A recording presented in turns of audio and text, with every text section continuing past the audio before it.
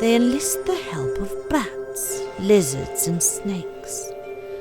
Before St. George's Day, hexers catch the bats and put them in the pig swill so that the hogs may devour more, and in the cows' hay so that they may give more milk.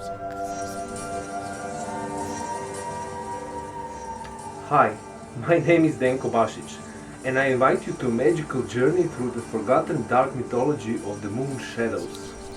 Hark, would-be shadow treaders! Be wary lest a curse grabs you by the heels. Those of fearful disposition and filled with trembling terrors venture no further, for murks and grims, yagers and boggers wander in the moon's shadow. You will find them at crossroads kindling bonfires.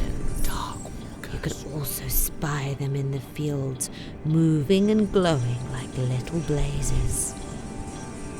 Should you in the dead of night see a light moving towards you in a field, spit at it, and it will not harm you. Now we need your help to make this book come to life again, in this new edition under the shadows of the moon. Are you still here? Do you not